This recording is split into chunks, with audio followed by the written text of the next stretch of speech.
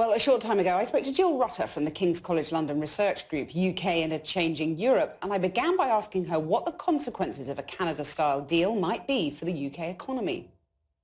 Well, what he's looking for is a deal that has no tariffs, no quotas, but the EU is coming back and saying, you could have that, but with no dumping.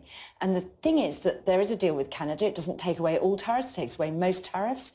Doesn't do that much on services, so it's a much sort of looser sort of relationship than the sort of relationship that, say, Norway has with the EU. So we're looking for something more distant.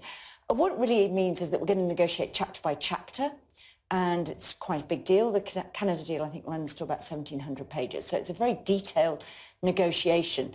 Problem is, what the government is trying to say is, actually, we don't want any more conditions than the Canadians had in their deal. And the EU has always made it clear that actually, because the UK is so big and so close and so intertwined already through 47 years of EU membership with the EU economy, that they're going to insist on what they call level playing field provisions as a price for that deal. But the outrage coming from the government, what you're saying is that they shouldn't be surprised by what the EU's talking about. No, and I don't think they probably really are surprised. I think what we're seeing is sort of a bit of shadow boxing, both sides sort of shaping up, a bit of sort of macho entrenchment. The interesting question is, do both sides recognise at some point they'll need to move?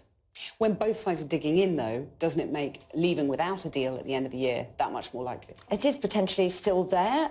It's obviously different to leaving with no deal in October because, we're committed to the financial settlement, we're protecting citizens' rights, but it still could mean that the UK ends up trading with the EU on WTO Trade Organisation terms, so basically with no special arrangements in place. There may be some side arrangements. The number 10 now seem in their sort of Commonwealth country of choice of the moment seems to be to say that we could be like Australia. Australia at the moment is trying to agree a trade deal with the EU. It's never managed to do that so far. So there is no deal. So to talk about an Australian-style deal, there is no deal at the moment with Australia and the EU. There's no trade deal, but what you find is quite a lot of other countries, in fact, almost everybody who does any sort of trade, actually has some side deals with the EU, whether it's on customs facilitation, whether it's on aviation, whether it's on data and things like that. So there are a range of different agreements that other countries do.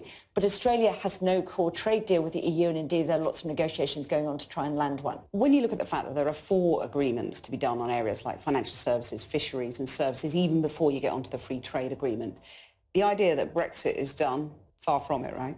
I'm afraid, Brexit is done insofar as the issue of would the UK stay an EU member is resolved. We're definitely out. That's what happened on Friday night. So in that sense, Brexit is done.